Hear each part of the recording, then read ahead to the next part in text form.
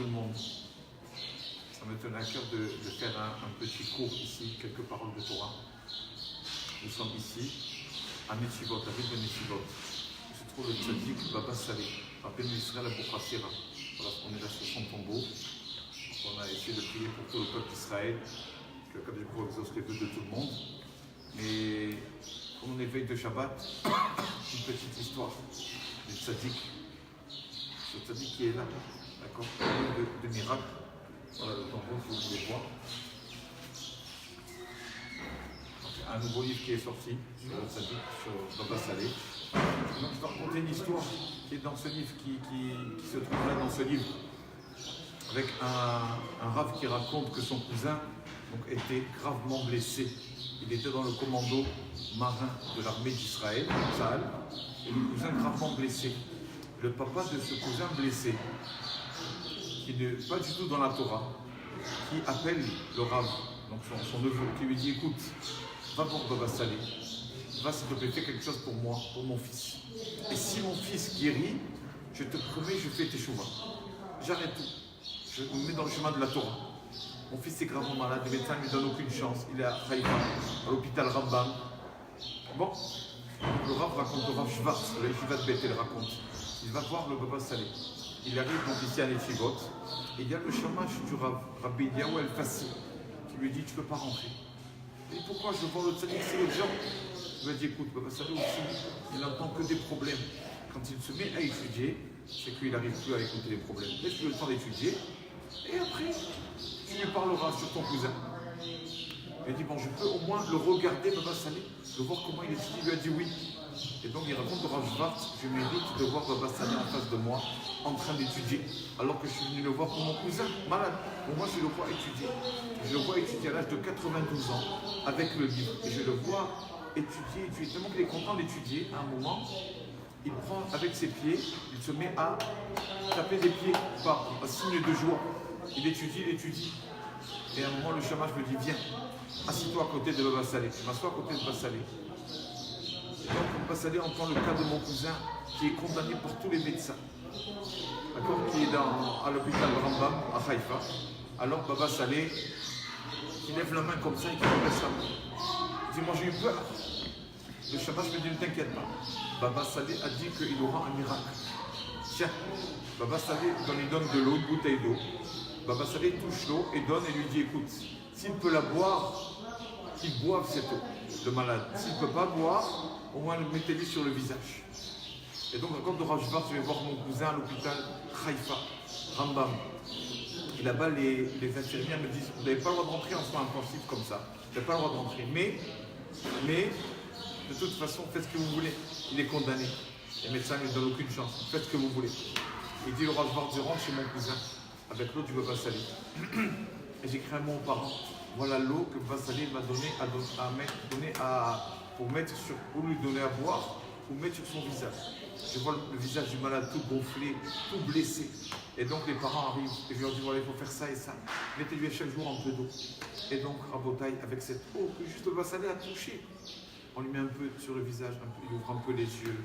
Et on voit à chaque fois les médecins qui, entre guillemets, qui se moquent, ils disent impossible. Mais les médecins qui voient l'effet de l'eau du Baba Saleh, il ouvre un peu les yeux, après il bouge un peu la main droite, après il bouge un peu la main gauche.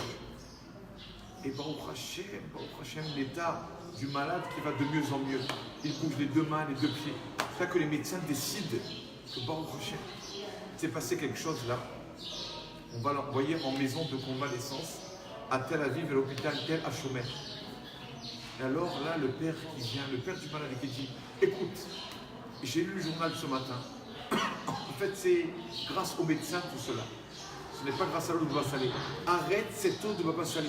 Arrête. Et la maman du malade qui dit à son mari comment tu vas arrêter? Maintenant, du miracle avec cette eau de Baba Saleh. Tu ne peux pas arrêter l'eau de Baba Saleh. Regarde toute l'amélioration grâce à de l'eau du tzaddik. Que l'eau, le tzaddik a touché cette eau. Le mari qui dit non, on arrête tout. Et la mère qui n'arrive pas à convaincre son mari. Et Rabotaï arrive, donc pas longtemps après, le malade se lève et qui dit à ses parents je veux vous dire au revoir. Au revoir. Voilà, je veux vous dire shalom. Quoi, shalom? Je veux vous dire au revoir.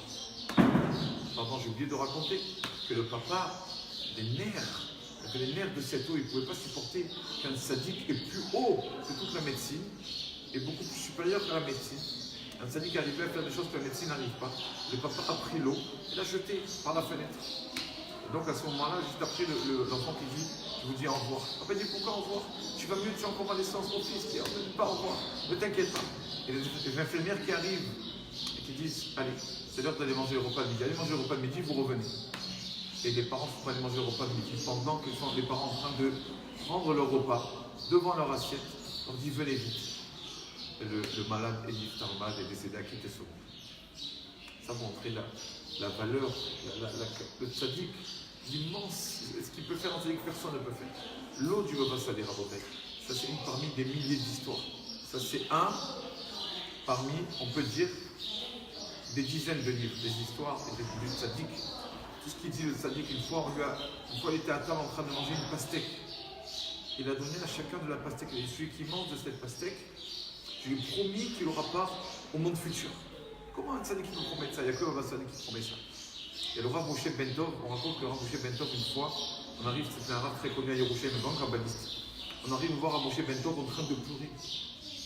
Pourquoi tu pleures, Rabbi Moshe? Qu'est-ce qui se passe? Il leur a dit, ce matin, j'ai vu Baba Salé. Et Baba Salé m'a dit, j'ai rendez-vous avec le Mashiach à 14h15. Si tu veux, viens chez moi à 14h15. Il a dit, il y avait les embouteillages, je suis arrivé trop tard. J'ai raté le rendez-vous du Mashiach. Et Rav Moshe Bentov, il pleurait à chaudes larmes parce qu'il a raté ce rendez-vous. Regardez qu'il est Baba Salé, rendez-vous avec le Mashiach.